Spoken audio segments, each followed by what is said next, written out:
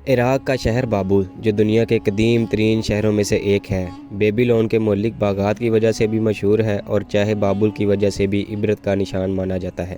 دوستو، آج کا ہمارا ٹاپک ایک ایسا عجوبہ ہے جو صدیاں گزر جانے کے باوجود کافی اہمیت کا حامل ہے۔ کچھ لوگ اسے چاہے بابل یعنی بابل کے اس کنویں کی مناسبت سے جانتے ہیں جس جگہ دو فرشتے ہاروت اور ماروت قید ہیں، اور کچھ لوگ اسے بابل کے مہلک باغات کے حوالے سے جانتے ہیں جو بادشاہ بخت نصر نے اپنی محبوب بیگم کے لیے تعمیر کروائے تھے۔ اس شہر کا تذکرہ آسمانی کتابوں توریت، انجیل اور قرآن پاک کے علاوہ دنیا کی کئی مذہبی کتابوں میں بھی ملتا ہے۔ گلوبل ٹی وی پر ایک بار پھر سے خوش آمدید۔ ناظرین، اس شہر کی تاریخ ہمیشہ سے ریسرچرز کو اٹریکٹ کرتی رہی ہے۔ عراق کا یہ قدیم ترین شہر بابل ہے، جسے یونانی بیبیلون کے نام سے جانتے ہیں۔ بابل کا مطلب ہے دیوتا کا دروازہ۔ آسمانی کتاب توریت کے مطابق جس جگہ پر بابل شہر آباد ہوا، اسی جگہ حضرت آدم علیہ السلام بھی رہا کرتے تھے، اور اسی جگہ پر قابیل اور حابیل یعنی انسان کے ہاتھوں انسان اور بائی کے ہاتھوں بائی کے پہلے قتل کا واقعہ پیش آیا تھا۔ اس شہر کی ابتدا کب ہوئی اور کس نے کی، اس حوالے سے مختلف روایات ملتی ہیں، لیکن اس شہر کا تذکرہ 4000 سال قبل مسیح کی قدیم ترین تہذیبوں میں ملتا ہے، جس سے ظاہر ہوتا ہے کہ یہ شہر اس وقت بھی موجود تھا۔ 2300 قبل مسیح میں اس شہر پر ایلامی خاندان کا قبضہ ہوا۔ بادشاہ نمرود اسی خاندان کا حکمران تھا، جس نے نعوذ باللہ خدا ہونے کا دعویٰ بھی کیا تھا، اور اسی نمرود نے حضرت ابراہیم علیہ السلام کو آگ میں زندہ جلا دینے کا بھی حکم دیا تھا۔ حضرت ابراہیم علیہ السلام کا واقعہ تو ہر انسان کو یاد ہے کہ جب انہیں نمرود کے حکم پر آگ میں ڈالا گیا تو اللہ کے حکم سے آگ بھی گلزار بن گئی۔ اس طرح اللہ پاک نے اپنے نبی کی حفاظت فرمائی۔ 18ویں صدی قبل مسیح کے دوران عراق کے مشہور بادشاہ حمورابی نے بابل کو اپنے دارالحکومت کا درجہ دے دیا، اور اس میں کثیر تعداد میں عمارات بھی تعمیر کروائی گئیں۔ نہریں کھدوا کر آب پاشی کا نظام بھی درست کیا گیا۔ اس وقت سے اس شہر نے ترقی کی منازل طے کرنا شروع کر دی تھی۔ ایک عادل بادشاہ ہونے کے علاوہ حمورابی ایک زبردست ماہر طلسمات بھی تھا، یعنی جادو کا علم بھی رکھتا تھا۔ طلسمات کے موضوع پر اس کی سب سے مشہور کتاب مکاشفات حمورابی ہے، جو کہ قدیم شہر ایلن کے کھنڈرات کی کھدائی کے دوران دریافت ہوئی اور اب برٹش میوزیم میں موجود ہے۔ جب کلدانی حکمران نبوالعصر کا بیٹا بخت نصر بابل کے تخت پر بیٹھا، اس نے اپنے لڑکپن میں ہی مصر جیسی قوت کو گھٹنے ٹیکنے پر مجبور کر دیا تھا، اور اپنے آس پاس کی تمام قوتوں کو زیر کرنے کے بعد یہودیوں کو علاقے یروشلم کی اینٹ سے اینٹ بجا دی۔ ہزاروں یہودی قید کر کے بابل لے آیا۔ بخت نصر کیونکہ جنگجو قسم کا بادشاہ تھا، اس نے یہودیوں کے مقدس شہر یروشلم کو نیست و نابود کر دیا۔ قیدیوں کے ساتھ ساتھ کئی انبیاء کرام کی نشانیاں بھی اپنے ساتھ لے آیا، جن میں حضرت سلیمان علیہ السلام کے دور کا تابوت سکینہ، حضرت موسیٰ علیہ السلام کا عصا اور آسمانی کتاب توریت کا اصل نسخہ بھی شامل تھا۔ یہی وجہ تھی کہ یہودی سمجھ بیٹھے تھے کہ جب تک ان کے پاس انبیاء کرام کی مقدس نشانیاں موجود ہیں، تب تک انہیں کوئی بھی دشمن زیر نہیں کر سکتا۔ بخت نصر نے ہیکل سلیمانی کو بھی تباہ کر دیا۔ ہزاروں یہودیوں کو قید کر لیا گیا، ان سے دن رات مشقت کروائی جانے لگی۔ ان لوگوں میں اللہ کے نبی حضرت دانیال علیہ السلام بھی موجود تھے۔ بخت نصر کے دور کو ہی بابل شہر کے عروج کا دور کہا جاتا ہے۔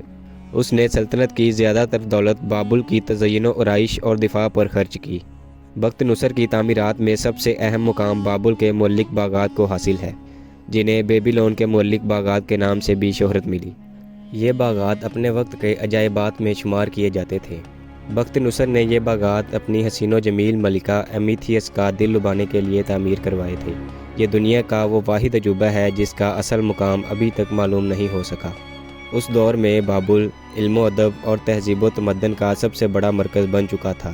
یونانی رائٹر ہیروڈوٹس کے مطابق اس دور میں بابل کی آبادی 60 لاکھ افراد سے کچھ زیادہ تھی۔ بخت نصر سے پہلے یہ شہر صرف دریائے فرات کے مشرقی حصے پر واقع تھا، لیکن بخت نصر نے دریائے فرات پر ایک شاندار پل تعمیر کروا کے بابل شہر کو 2 حصوں میں تقسیم کر دیا۔ تہذیب و تمدن کے ساتھ ساتھ ہر طرح کی برائیاں بھی اس شہر میں عام تھیں۔ شہر کے مرکزی چوک میں قائم جادوگروں اور ماہرین طلسمات کی سینکڑوں دکانیں یہاں کے عوام کے کمزور ایمان کا حصہ سمجھی جاتی ہیں۔ شام ہوتے ہی اس شہر کے بازار حسین روشنیوں سے جگمگا اٹھتے، جن میں ہزاروں بازاری عورتیں نشے کی حالت میں مسافروں اور راہگیروں کی دل لگی کا ذریعہ بنا کرتی تھیں۔ بابل کے لوگ بت پرست تھے۔ ان کا سب سے بڑا دیوتا بل مردوک تھا۔ بے حیائی اتنی زیادہ تھی کہ دیوتاؤں کے مندر دراصل فحاشی کے اڈے بنے ہوئے تھے، جہاں کنواری لڑکیاں جا کر اپنی جوانی کا عطیہ دیویوں کی نظر کر دیتی۔ ان کا سب سے بڑا مذہبی تہوار فیسٹ آف بیلس کہلاتا تھا۔ ان لوگوں کے نزدیک یہ دراصل مقدس بیل اور گائے کے ملاپ کا میلہ تھا، جو ہر سال دھوم دھام سے منایا جاتا تھا۔ لاکھوں مرد اور عورتیں جنسی خواہشات پوری کرنے ایک میدان میں جمع ہوتے، اور اس میدان میں موجود کوئی بھی مرد کسی بھی عورت سے، چاہے اس کا تعلق شاہی خاندان سے ہی کیوں نہ ہو، اپنی جنسی خواہشات پوری کرتا تھا۔ امیر اور شریف لوگ اس تہوار کے شدید مخالف تھے، لیکن پجاریوں کے خوف سے کسی کو بھی آواز اٹھانے کی ہمت نہ ہوتی۔ ناظرین، یہ سلسلہ ان لوگوں میں اتنا ضروری بن چکا تھا کہ وقت کا بادشاہ بھی اسے روک نہیں سکتا تھا۔ کہا جاتا ہے کہ بخت نصر اس روایت کے سخت خلاف تھا، مگر مذہبی رہنما اس بارے میں کچھ نہیں کرنے دیتے تھے۔ یہاں تک کہ ایک مرتبہ بخت نصر کی اپنی پوتی کی عزت اس تہوار کے موقع پر خراب کی گئی، لیکن بادشاہ کچھ نہ کر سکا۔ زیادہ تر رائٹرز کا ماننا ہے کہ بے حیائی اور جسم فروشی کے ان بیہودہ کاموں کی وجہ سے ہی بابل جیسے عظیم شہر کو زوال کا سامنا کرنا پڑا۔ شہر بابل ایک پراسرار کنویں کی نسبت سے بھی مشہور ہے، جسے چاہے بابل کہا جاتا ہے۔ یہ ایک کنویں کی طرز کا بنا قید خانہ تھا، جس میں دوسرے شہروں پر حملہ کر کے وہاں سے لائے گئے دیوی دیوتاؤں کے بت قید کیے جاتے تھے، اس لیے اسے پراسرار اور خوفناک مقام کی حیثیت حاصل تھی۔ ناظرین، وہ کنواں یہی ہے جس کے بارے میں مشہور ہے کہ یہاں دو فرشتے ہاروت اور ماروت قید ہیں، جو یہودی روایات کے مطابق بےدخت نامی ایک خوبصورت عورت کے ساتھ زنا، شراب نوشی اور پھر قتل جیسے گناہوں کے مرتکب ہوئے۔ بخت نصر کے مرنے کے بعد اس شہر پر ایران کے بادشاہ سائرس دی گریٹ کا قبضہ ہو گیا، اور یہ شہر ایرانی سلطنت کا حصہ بن گیا۔ بعد میں اسے سکندر اعظم نے ایرانیوں سے چھین لیا، اور پھر بابل میں ہی سکندر اعظم کی موت واقع ہوئی۔ سکندر اعظم کے بعد اس شہر کی حکومت زیادہ تر غیر ملکیوں کے ہاتھوں میں رہی، جنہوں نے اس شہر کی فلاح و بہبود پر کوئی خاصی توجہ نہ دی۔ آنے والے ادوار میں بابل کی جگہ اسکندریہ، ایتھنز اور قسطنطنیہ جیسے شہروں نے لے لی، جبکہ بابل آہستہ آہستہ گمنامی کے اندھیروں میں ڈوبتا چلا گیا۔ ناظرین، اسی سلسلے میں ہاروت اور ماروت کا قصہ بھی دہراتے چلتے ہیں۔ جب فرشتوں کی ایک جماعت نے شہر بابل میں ہونے والے بے شمار برے کاموں کو دیکھ کر اللہ تعالیٰ سے شکایت کی کہ ہم انسانوں سے بہتر ہیں اور انسان اشرف المخلوقات ہونے کے لائق نہیں، فرشتوں نے اللہ سے اس شہر کو تباہ کرنے کی گزارش بھی کی، جس پر اللہ تعالیٰ نے فرشتوں کی اس جماعت سے کہا کہ تم سب اس لیے گناہ نہیں کرتے کیونکہ فرشتوں کو گناہ کی خواہش سے پاک بنایا گیا ہے، اور مزید یہ کہ اگر فرشتوں کو گناہ کرنے کی طاقت دے دی جائے تو وہ بھی انسانوں کی طرح ہی گناہ کرنے لگیں گے۔ اس پر دو فرشتوں ہاروت اور ماروت نے اللہ سے گزارش کی کہ انہیں ٹیسٹ کے طور پر گناہ کرنے کی طاقت دے کر زمین پر بھیجا جائے۔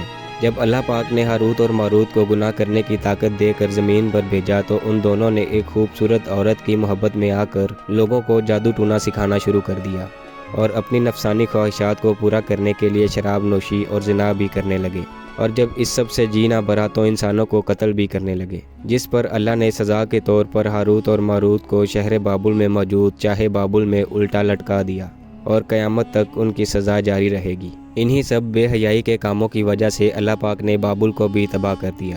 عباسی خلفاء کے دور حکومت تک بابل کی جگہ صرف ایک چھوٹا سا گاؤں ہی باقی رہ گیا تھا۔